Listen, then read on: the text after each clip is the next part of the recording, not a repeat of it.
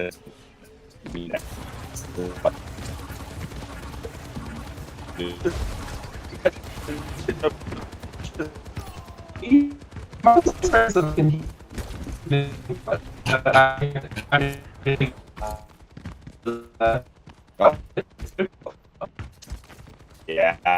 we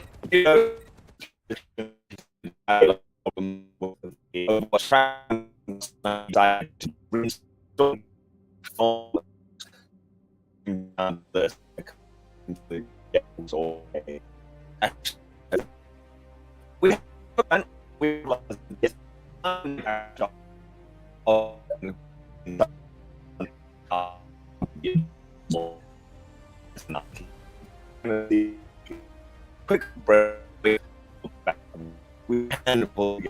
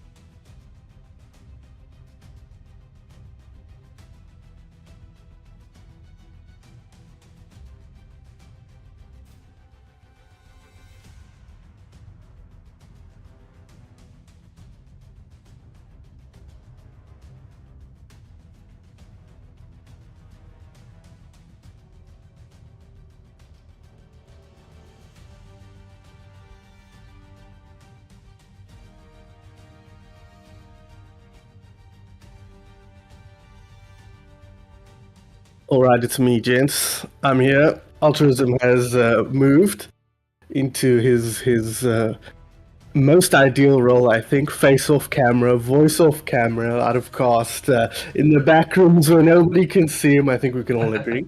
But hopefully that should solve our technical issues going forward for the rest of the day.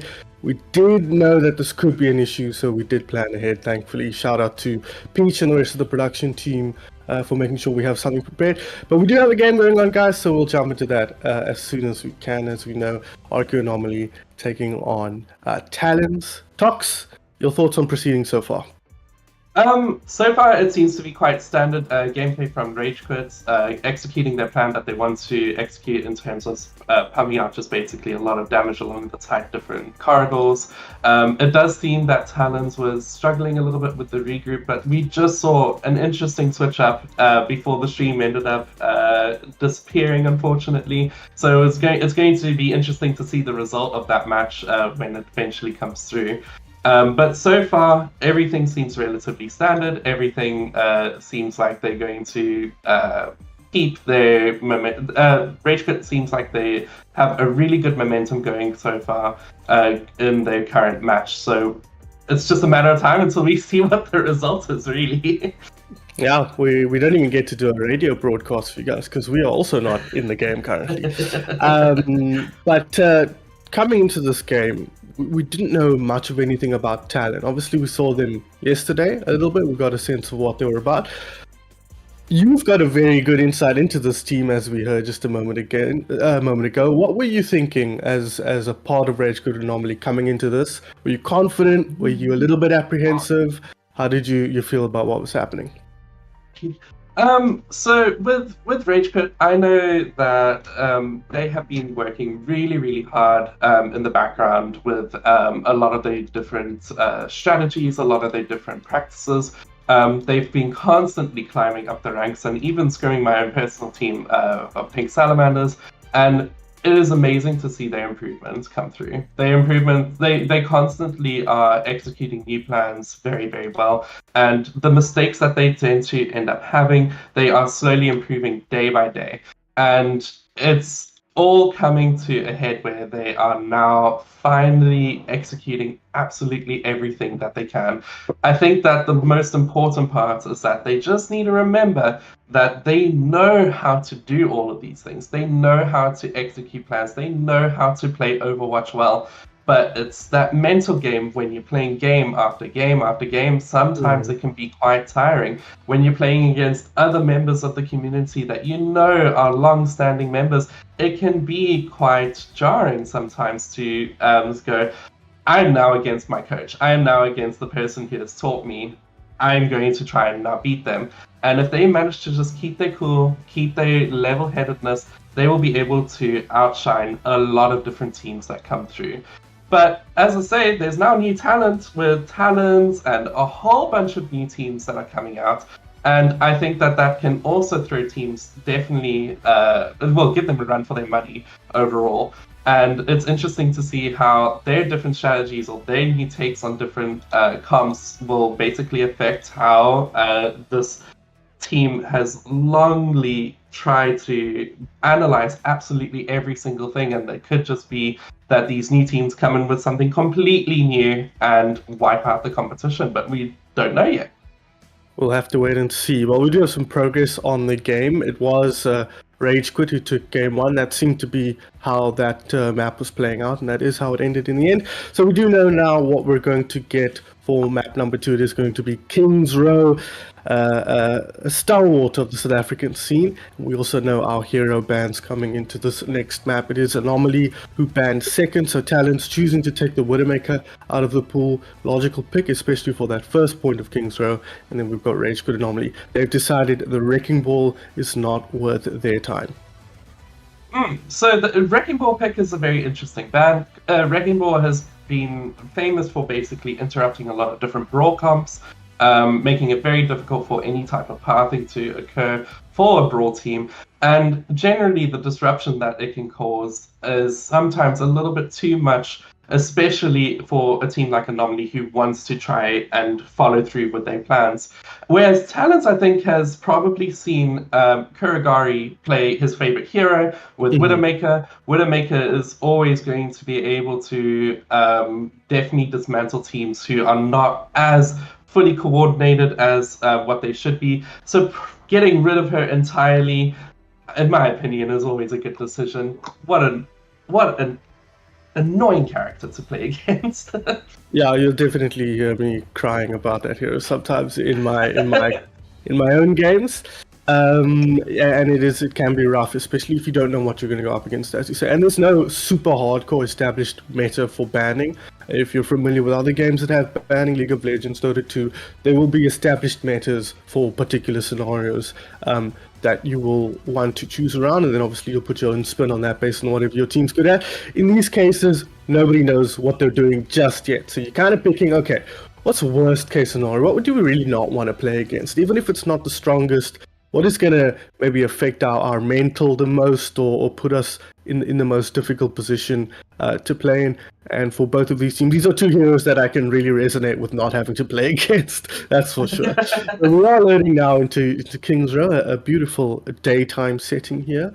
Looking at what we see coming out of Anomaly here on defense, how do you feel about what your team are putting out? Looking at Anomaly, I think that their comp is very, very standard. It's an interesting pick with the Ashe. Again, I think it's just more of a substitute for the Widowmaker. I think Talons has read the situation really well overall. But they are looking to output a lot of damage while having that disruption with the Mei. Whereas Talons are also running that Mei, again, looking for the disruption with the wall, seeing what they can basically do with any type of singling out their tank. And then it's an interesting pick with the D.Va trying to mitigate damage. Yeah, D.Va's been a hot pick. Hydra yesterday saying not a huge fan of D.Va, especially into the Rhine. Pretty similar into the Ram, it has to be said. The Mei wall, I don't think man clocked that he had a Mei wall behind him there, and had he noticed that a little bit sooner, could have gone over the top and kept himself alive. So an unfortunate start for the Talon squad. And it's interesting that they left the D.Va alive. Again, D.Va staggering has always been something very important to try and basically stall out the team as long as they possibly can. So they are unfortunately in a position where they have to wait for that slow build-up of a D.Va ult to come through before they have a tank again to be able to properly rotate. So RageQuit is currently playing this very well. It is interesting, they are building up... Ooh. Oh, that's an excellent pick from Nova. Oh, but immediately Rinku says, anything you can do, I can do better. He gets 1 DPS, then the second, he's going to get a third. Even just got a mech back and gets killed in the animation. I've had that happen to me so many times, and there's no worse feeling in Overwatch, maybe. As we see Rinku just dominating on the Mei here. Those first 2 picks really setting it up for his team and able to capitalize with some follow-ups. Here's a really good, I think a really good choice to basically change here. The Bastion coming out to try and hopefully melt through the different walls, to melt through Terran as established tank. It's going to be difficult for Anomaly to basically manage a lot of different cooldowns with the Bastion here. But we do see Rinku Hareru has an ult. Here goes ult. Really nice blizzard. They're using the wall to stop them from going into the hotel there as well. Really heads up play from Rinku. Clearly a lot of experience on this Mei, on this map, and using it to putting it to good use here on King's Row. They are going to hopefully respond with their own Mei ult. They have Nana coming up for Talons also. That can cause a lot of different damage here. However, there is Defense Matrix and Ramatra ults to basically counter a lot of it. There is a lot of different ways this next fight can definitely play out. Hopefully, we are able to see an early window. Oh no! Worst case scenario, she throws out the blizzard, gets killed before it goes down, so that's no blizzard in any sense of the word, nothing to use, nothing going down, and that's going to be it for this team fight. They've even managed to hold on to the Nemesis form here, or the Annihilation, sorry, and they've got Bob coming in, and they've got Sound Barrier. Talons in a heap of trouble here, Tox. Talons did show really good discipline from their support line, though, keeping their ultimates to hopefully keep up their engagement, but with 60 seconds down on the clock, they have to come up with something very, very quickly. 3 ultimates on each side is very good. Almost a pick for Kuragari there, but they are diving him. Nano onto the Diva. She didn't have her dive cooldown, has it now? Looking to get rid of Kuragari or just put him under pressure here. That Bastion, a little bit out of position, will drop that. That looks like it could be good. No.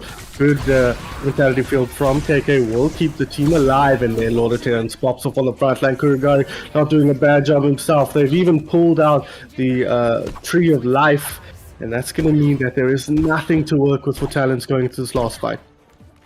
They are doing a switch up though with Baptiste then and Farah coming through. Hopefully just a last-ditch effort to pump in as much damage as they possibly can. But they do need to be cautious because they need to touch point. There's not many mobile characters that can easily get there. And Rage Quit are standing strong, and that will be first. Not even really making an attempt to get in on point.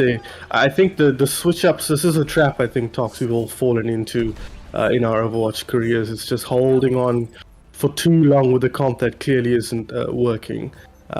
Feeling like you've got ulti or you're close to ulti, you want to throw those out, but sometimes it's best just to throw everything in the bin, reset with a new comp, and try and make something work with that. Yeah, it could just be that it is also nerves. It could also be that you want to be able to try and follow through with a plan, but sometimes when you meet walls, they tend to, quite literally in this case, they tend to be very, very frustrating for different teams to play against. Here we see some very interesting picks of the Symmetra and Torbjorn coming through, clearly trying to output as much damage as they possibly can. Terran going for the Reinhardt instead of the Ramatra, so we're going to see a very classic type of brawl from Anomaly here on the attack. Mauga is going to definitely be a bit of a pain for the Reinhardt player. Mauga has a lot of different sustain and a lot of different ways that he can disrupt the enemy team, especially with his ultimate. So it is not necessarily completely over for Talons. I think that Talons can have a team here that is very, very successful on defense, especially with very frustrating characters like Torbjorn for Cypher, and let's just see how this ends up playing out. Let's just see if they can put up a good defense here. They haven't given themselves anything to defend, so playing for a draw here at best. A great main wall once again from Rinku. Won't find any kills just yet, but they're moving aggressively through the hotel. But Man Row is in position here to stop them from getting through too easily, but now they're set up on the other side of the hotel. Ryan getting aggressive. Terran looking to find kills. He does find Nova a little bit too forward here as we see Leilu forced out of position and taken down. So immediately Lord of Terrans and the rest of Rage Quit Anomaly setting up nicely in position to try and keep the game, or to try and take the game in their favor, and they'll do that pretty much as disciplined as you could ever want. Tox, one fight, one win. Map number 2 goes the way of Rage Quit Anomaly. Yeah, you can see that they're very happy down there in the bottom corner there. They executed their plan, as I say, and they executed it very well. A wonderful play of the game coming from Rinku here, showing really big dominance on the Mei. Very accurate shots coming through. This is without his ultimate. Oh, I mean, how satisfying is that? That's a lot of red crosses, a lot of dinks. Nothing feels better than that. In Overwatch, it has to be said. So Rinku, he'll take that one to the bank, and that'll be another map win for Rage Quit Anomaly. So far, not really being tested in this series, similar to what we saw yesterday with Inglorious Blasters taking on Static, a newer team with less experience taking on an older team with a lot of experience, a little team playing with discipline, but also what I like to see, showing respect to their opponents. They're not trying anything silly, trying anything too fancy, 360 shatters, none of that nonsense. Just, like treating it like you would treat any other team and playing to win, which is always good to see. Well, also, losing necessarily against some of the more established teams is not going to be a loss overall. There's still so much time until the actual final lands. Even though these are qualifiers and they are important, you learn so much from all of the different members of the community. They may just end up, Talon may end up looking at the different comps that are displayed by Rage Quit here and go, we can actually end up doing that. We can probably implement some of those ideas into our future games. And slowly but surely, you tend to reach out to those members. You try and basically keep up the communication through all sorts of different means. Everyone here is going to be respectful and always have time for each other. And it's going to be interesting to see what they basically take away from these games also. So even if you're losing, it's not always going to be a major loss. You can learn so much from the different plays. I can say that for being part of playing constantly for, I don't even know, since Overwatch release, basically. So you learn so much from different people. Like 8 years or something? Eventually, you become the best. 2016 it came out, so like that's like 8 years. God, it doesn't feel like it. I Doesn't don't feel want to like think 8 about years, it. right? I don't want to think about it because I was that a is- teenager then, and now I'm not anymore. Yeah, humbling to say the least. Right, we do have some information on what's coming next year. Map number 3 will be Route 66. Obviously, another strong Overwatch 1 map favored by a lot of teams. And then we're still getting our bans in here. I think we do have our bans actually ready to go. Interesting ones to say the least. I'm always fascinated by what the better team chooses to the quote unquote better team, the more experienced team, the team that's leading quite comfortably, what they choose to ban, because there's no obvious answer for them. So you get a kind of insight into, worst case scenario, what do we not want to play against at all? But we'll get those bans coming through in just a moment. But Route 66, Talent cannot ban the Widowmaker. So should we be expecting Kurigari to want to pull what Sterling did last night and try and, dominate on that Widowmaker?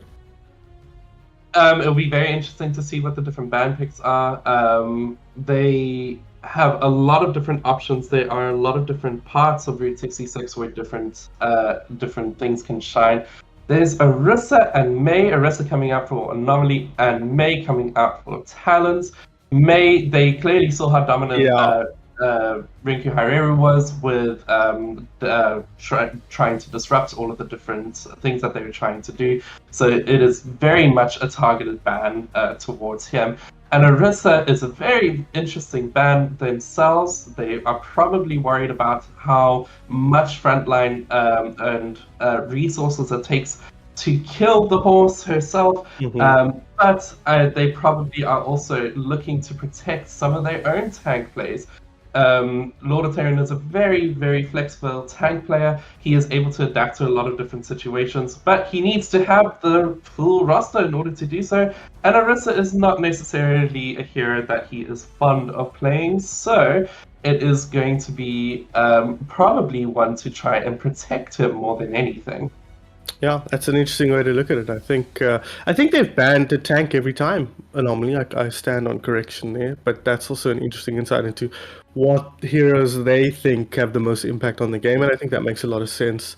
Really, tanks are quite dominant. Oh no, they banned Lifeweaver in the first map, right? Yes, they banned Lifeweaver in the first map. Again, I would like to think that it's because they are protecting their support picks.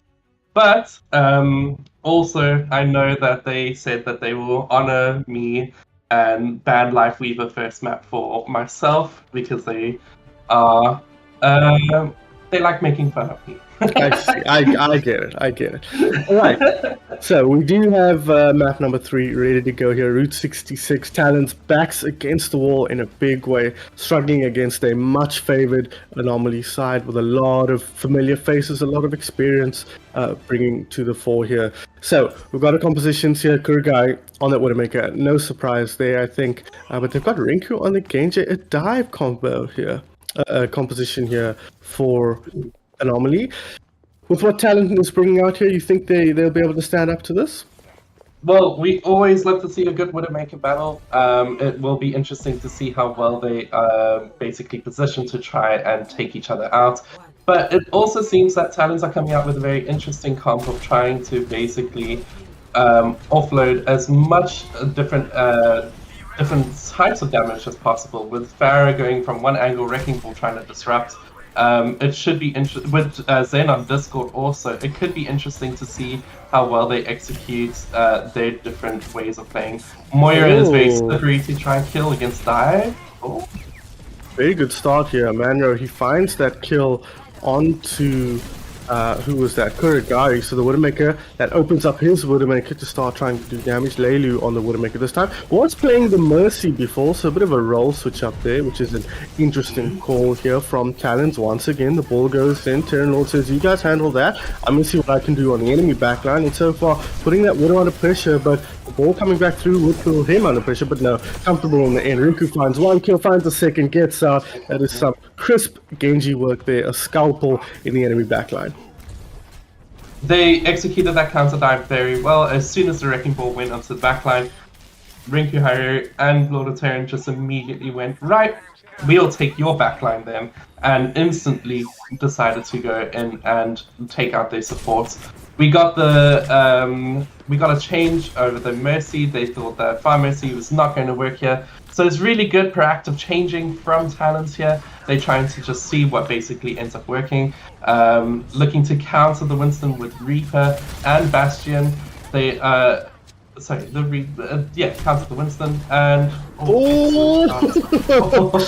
that is what we in the business call a very ambitious teleportation, because there were a lot of heroes there ready to respond. Kuragari will find Sci-Fairy there as well. The ball is doing a lot of work in the back here, trying to just create some chaos, but not actually outputting a ton of damage. And Anomaly are doing an incredible job of just, being disciplined, recognizing when the ball's a threat and when he's not, and using the space that they can create with their own dive to good effect.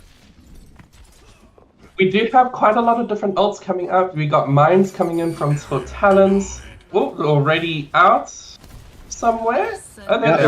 It's behind here, not really contributing a ton, but it does mean if they can force them back and put them under pressure here. But Kuragari happy to set up, finds that kill once again onto the Reaper. Reaper having a hard time, and Rinku having a great time on the enemy front line. Once again, he's found so many picks in this game so far, and will even get that last one onto Scarlet Wolf.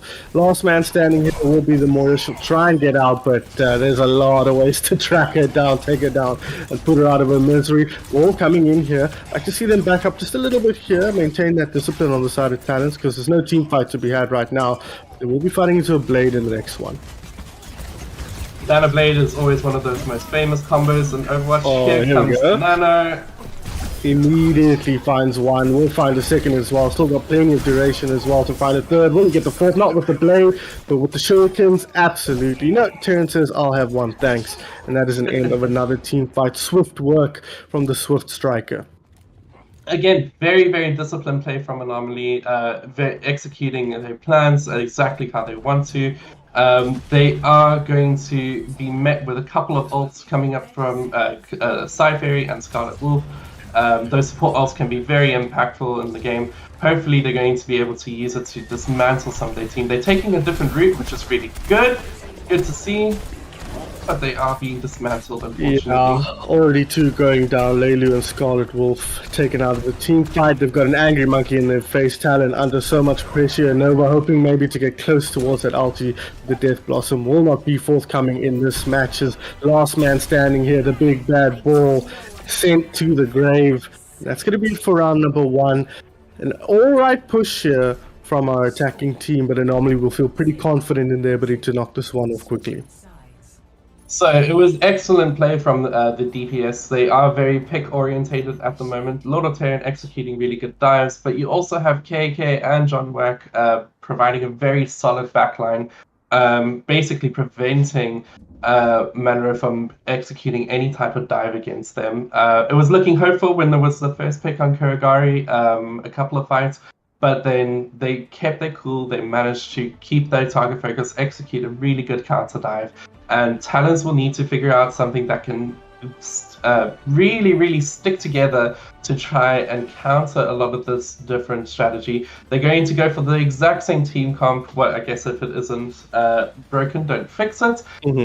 So hopefully Talons will be able to sort of try and think of that idea and try and see what they can do to not only protect their own backline from the very dangerous dive, but also have that really strong front line that can sustain a lot for the front over there, because it is not too long to push. It is a very difficult corner to hold sometimes, but it can be equally as difficult to attack. So let's see what ends up happening. Yeah, let's see indeed here. The Brigitte pick is an interesting one from John Wack, almost pre-countering the ball in the previous round, and now in attack they get an opportunity to see what they need to do and switch up as needed. The Brigitte might not be that good here, but there'll be a lot of brawl happening on that corner there. Kuragari overextending just a little bit. You don't really want to be dying to those little blinky shots from the Ramatra, but he will drop. There's now Rinku looking for targets, finds one in the background, going to get aggressive here, and an amazing follow-up there from Terror Lords. Great communication on the dive from Anomaly as they look to clean this one up nice and quick, but Rinku will go down. The Moira can be a pretty pesky hero for the Genji to deal with now, and with the pylon up, this is looking good, but Terran immediately hops over the top, will take the pylon out. Under pressure, you're taking a lot of damage, and truth be told, Talent are doing a good job of holding here, in spite of the fact that their tank has dropped. There's now the damage